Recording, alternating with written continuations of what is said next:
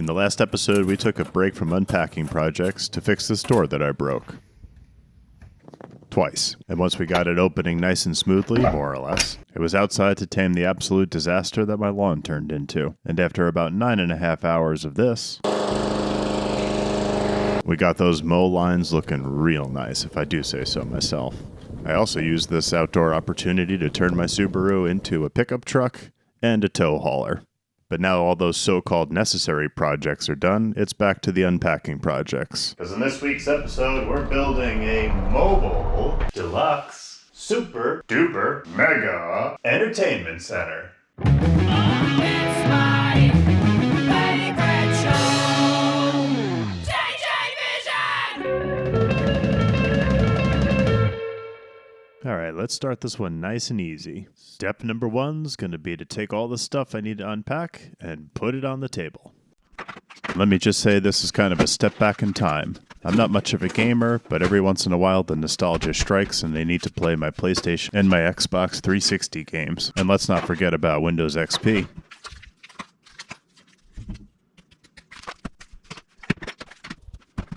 And just as I'm getting the final thing laid out, I hear the unmistakable rumbling of someone sneaking down the stairs. What the hell is all that noise? I hear the sounds of boxes unpacking. You're doing another project. Good God. What are you getting yourself into now? We got Mr. Boxes over here. I don't know what I'm going to do with you, but I do know that I'm going to be keeping my eye on you, so you better get this project done quickly. I mean, look at all this stuff. I come and take a closer look because I can't see too well, but I mean, come on, you just gonna pile all this stuff in my living room? You better do something real cool with all this stuff that you pulled out. For those who are new to the channel, let me introduce you to my job site boss and the star of JJ Vision TV. Here she is. It's Maggie! When everything was boxed up, it would have been pretty difficult to figure out the dimensions for the entertainment center. But now that everything was laid out, I was able to get a rough idea of what I was looking at. So let's move on to The plan! Essentially, the goal was to take all of my old games, my vinyl, my janky surround sound, and everything involved in using that stuff, and stuff it all into one mobile entertainment center. The draw unit would house any controllers and memory cards and all the small stuff. I wanted one shelf, and everything underneath said shelf would hold the PC, the vinyl, and the 2 subwoofers. Just above that, I would have an open space for the consoles and the vinyl players stacked up on top of each other. And then I would have a narrower game shelf that would hold all of the PlayStation and Xbox games. I would also stick a power strip back there to plug everything in and have just one cable sticking out of the back.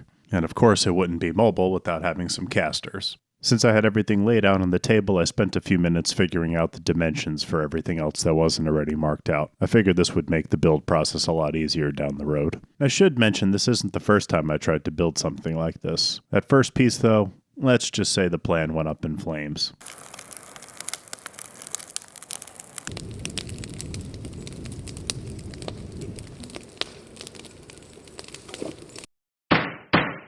Order in the court. Ladies and gentlemen of the jury, I would like to submit this piece of plywood as evidence that when a man says he will use a piece of wood eventually, he means it. And that's definitely the case here. I've probably had this piece of plywood for 6 years, and it's moved with me multiple times. But today's the day. Today's the day it finally gets put to use as the frame of my entertainment center.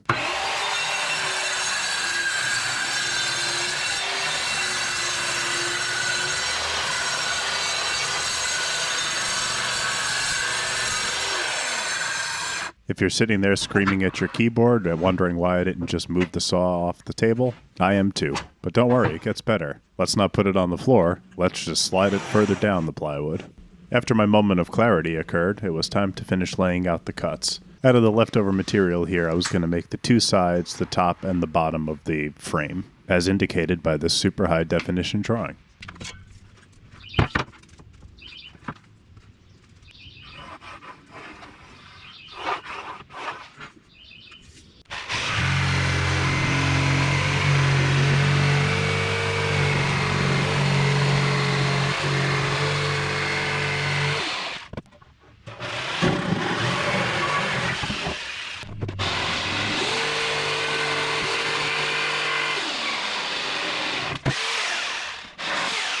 Now I know it may look simple, but that patented leg technique is highly advanced, and maybe one day I'll sell a course on how to do it. It was at this point I realized that I wasn't going to have enough leftover material on the plywood to make the top and bottom. But don't worry, it'll go back into storage and I'll use it eventually. As a workaround, I decided on using shiplap, mostly because it's inexpensive and I can get it at Lowe's pretty easily, which I suppose is foreshadowing for a future video. But either way, these cuts were pretty straightforward since they all needed to be the same dimension. As I've said in pretty much every video, if I had a miter station with a stop block, this would have taken about 2 minutes to make all the cuts instead of about 30.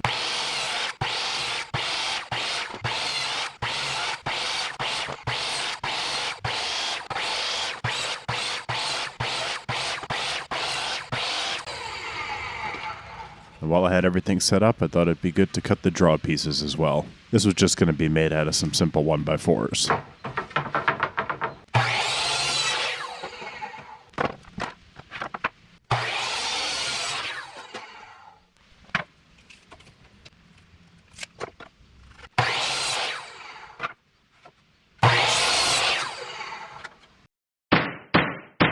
Ladies and gentlemen of the court, I would like to submit Exhibit B. This half-inch piece of plywood has been carried around for 6 years and is finally being put to use just like the man said it would be.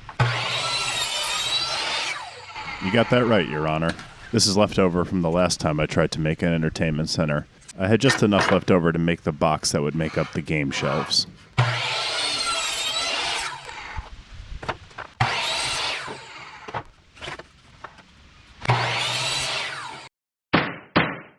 Ladies and gentlemen of the court, Exhibit C, 1/4-inch plywood, aged 6 years.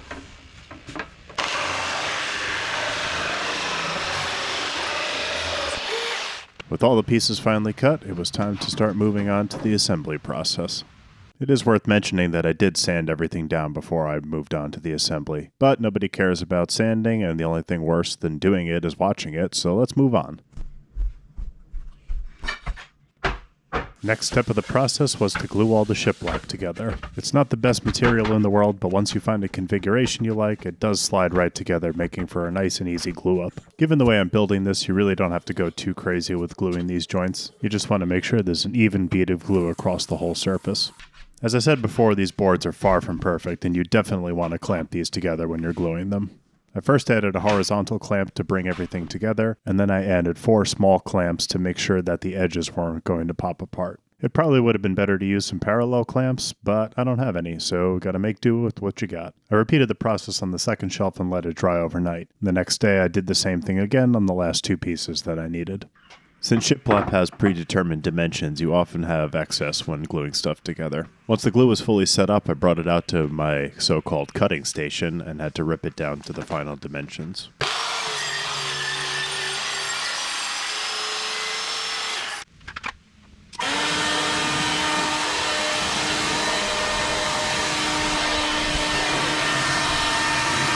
I don't know about you, but I find it very satisfying to blow yourself after cutting some wood. It looks like we had some technical difficulties. Sorry about that. Anyway, the next step was to add the casters to the base of the entertainment center. One of the whole points of building this thing was to have it mobile, so this was a pretty important step. I didn't want to have to flip the entertainment center upside down, so I thought it was best to add the casters first. I used my 4-foot T-square to make sure that the casters were evenly spaced. Since the shiplap was only 3/4 of an inch thick, I had to get pretty small screws to attach the casters to the base. The screws themselves, I believe, are also 3/4 of an inch, so I had to use some washers just to make sure that I wasn't going to get any blowout. There was just one problem with this plan. Can you spot what it is? Not one to be deterred by that problem, I lined up the 2 casters on the other side of the base, and then I got to screwing.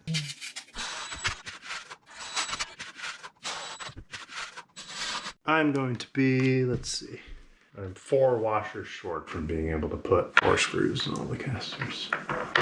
I'm just going to do 3.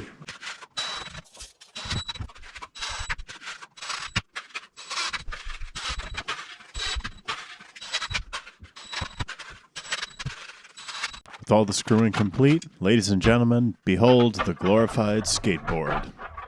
The next step in the process was to attach the sides and the top to the entertainment center. My third grade teacher always used the expression work smarter, not harder, but I didn't apply that in this situation. In hindsight, I would have just cut some dado slots into the sides of the plywood and slid the shelves in the top and bottom into place that way. That definitely would have made the assembly easier, and it probably would have made the structure a little stronger. But I don't have a table saw, and I never thought to use my circular saw to cut those dados, so instead we're going to do it the hard way. I will say that it was pretty clever to put spacers on the floor to make sure that the gap between the bottom of the entertainment center and the floor were consistent. So hopefully I'm making Mrs. Del Grasso proud. Unfortunately, right as I started to get on a roll, my boss shows up to check on my work. I don't know about you, but I'm not a fan of being micromanaged, so being directly supervised like this was less than ideal. Geez, I gotta say, I'm not too impressed with this box that you hyped up. I mean, let me take a closer look and see if it's better up close. Nope, it ain't.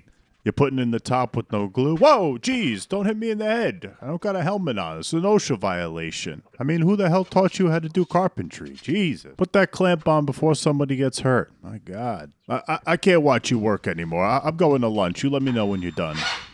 Since the boss was heading to lunch, I seized the moment to finish hanging the bottom shelf. Even though everything was glued into place, I wanted to add a little more strength to the structure. This is where the dado slots would have come in handy, but instead I used a piece of painter's tape to line up the top of the shelf. I then drove some screws in to give it the extra strength. With the glue dry and the clamps removed, it was time to start figuring out the shelf. I used a tape measure to confirm the height of the shelf, and then used a precise measuring tool known as my finger to mark the line. I then used a piece of painter's tape to make it more visible. Then the process was pretty much the same. Add some glue,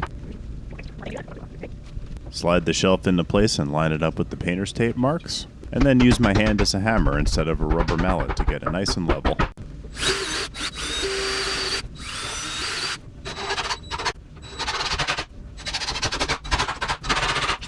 Flash forward to the next day, it was the same process, but since we've gone over it twice already, let's skip over that. Now that the entertainment center was all framed up, it was time to start working on the game shelf. Since this wasn't going to be load-bearing, I was able to use the standard glue and brad nails construction. The weight of some PlayStation games isn't exactly going to break anything.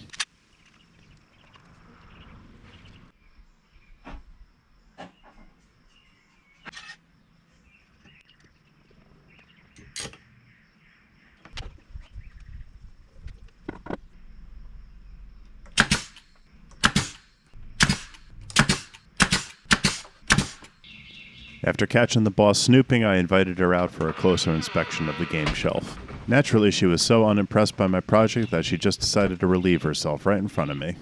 I'm no expert on labor laws, but I imagine this is some form of harassment. I can't be sure, though.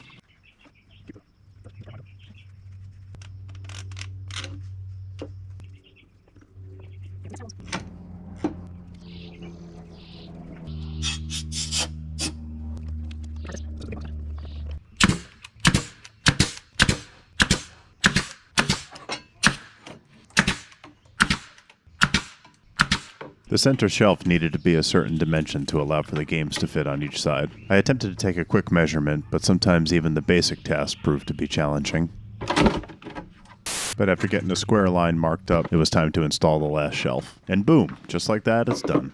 It would seem that the top side of the shelf should have gone up to the mark and not the underside. It's a little tighter than I wanted, but the game does fit, so all's well that ends well. I wasn't quite sure how I was going to clamp this, but being able to use the clamp from the side panel was definitely a plus.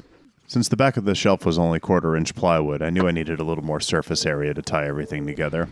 I used a scrap piece of plywood, some glue, and way too many clamps to achieve this.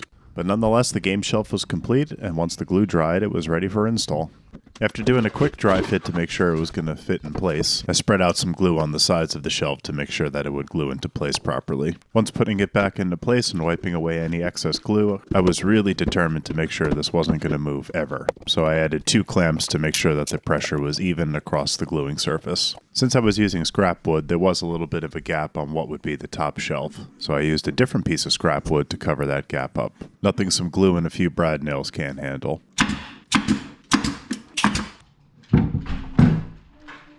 I didn't like that there was a gap at the bottom of the gaming shelf, and in the spirit of making sure this thing was never going to move, I filled it in using some shims.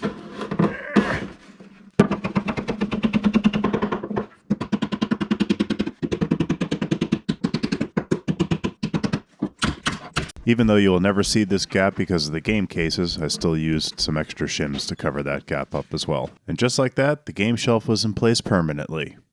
At least so I thought. Given the stuff that it would be holding, I thought it was best to frame the draw with some butt joints and some glue.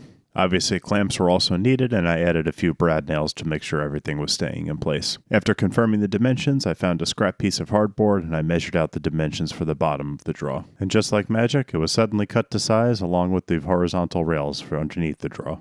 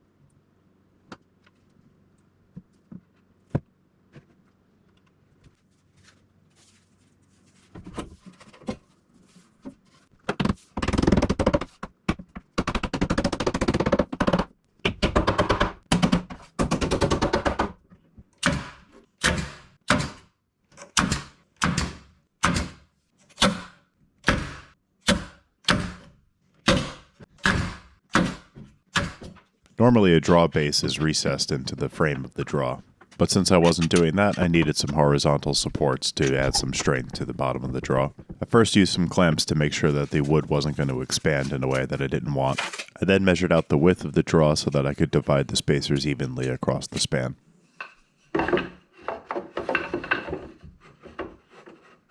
I purposely cut the horizontal pieces a little long so I would have some wiggle room.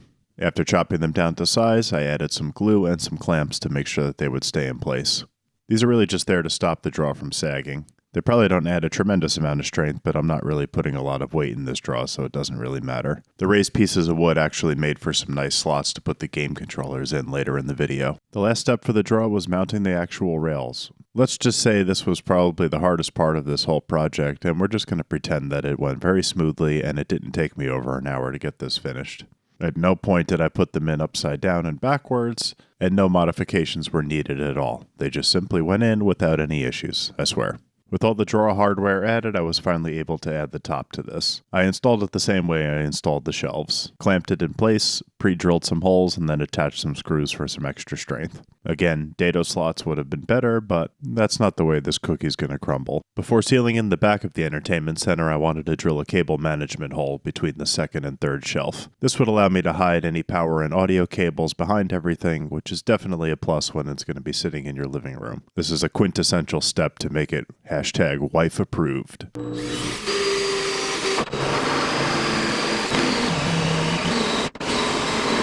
Since brad nails don't have a lot of pull-out strength, you definitely want to add some glue to the hardboard before attaching everything. Once the glue was in place, I used some floor spacers again to make sure that the height was accurate, and then lined up the bottom and top corner on one side and drove in some brad nails to keep everything in place.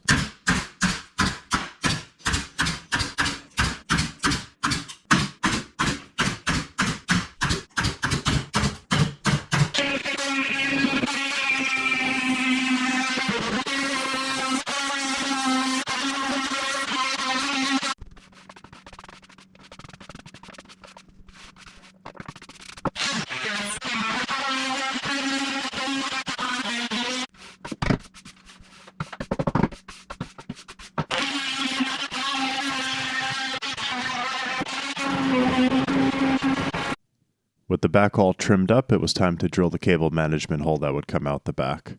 I decided to put the port at the top of the entertainment center so that I could run any video cables out to my projector. I believe there are 4 video cables that need to come out, and there's only 1 power cable, so it was a net positive.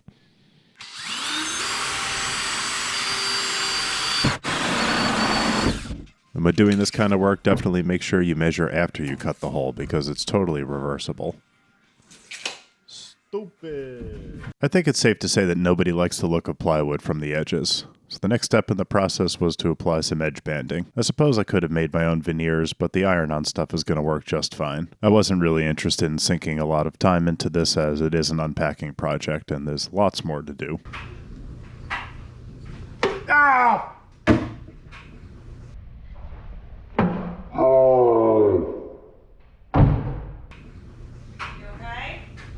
In the wise words of Darth Helmet, hot, too hot. Fortunately for my hands, though, the rest of the edge banding install went very smoothly. At this point, I thought the project was pretty much done and I could start to dry fit everything into place. There was just one problem. I didn't take something into account when designing the game shelf. Even with all the planning in the world, you sometimes miss stuff. When I was dry fitting my game consoles and my vinyl player, I realized that it didn't compensate for the speakers that stick out on the side of the vinyl player. I also didn't consider that when a record is in the vinyl player, that sticks out of the sides as well. After a whole lot of cursing, I realized that my only option was to cut the game shelf out and reduce the width. So much for making sure it's never going to move ever. All of that extra prep work definitely made it very difficult to get this thing out.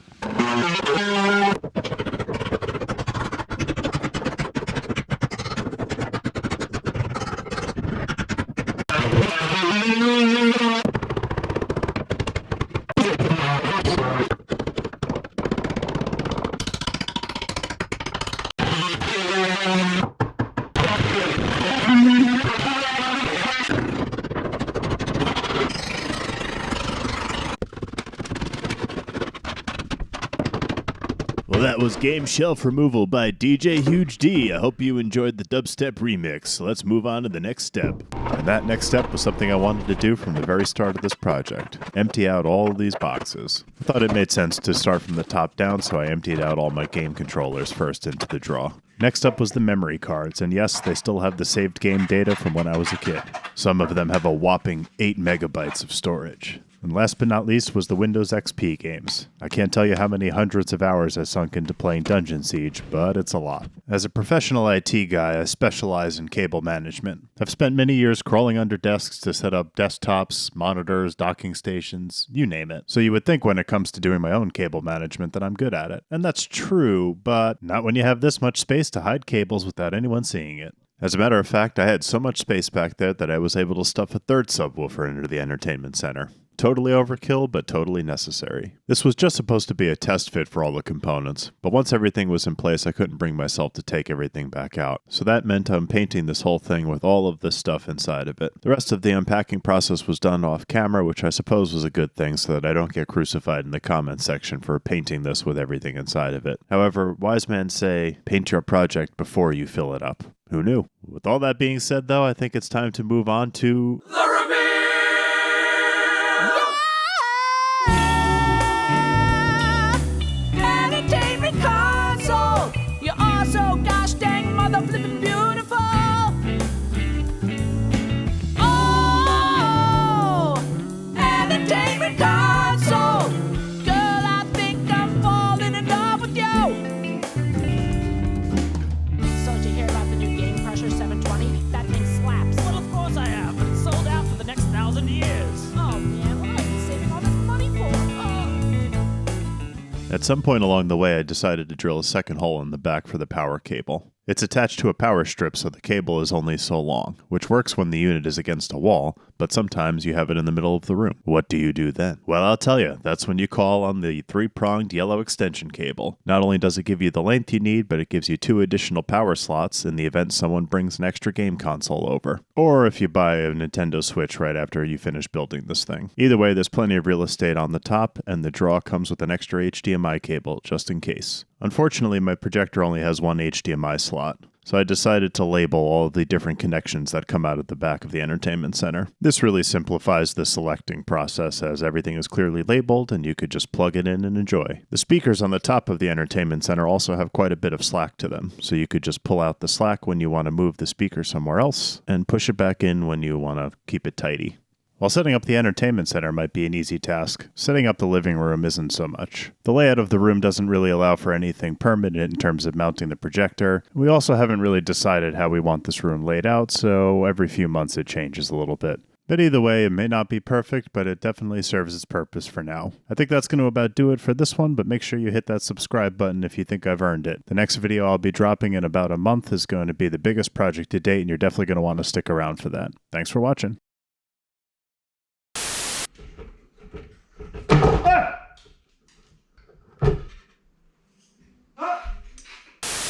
Babe. Babe. Right on. What? Your ass is ruining my shots.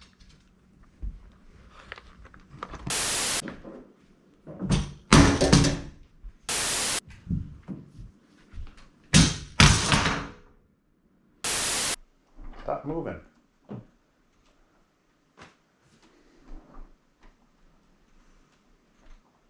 Honey, why the hell did we buy such an old house with crooked floors?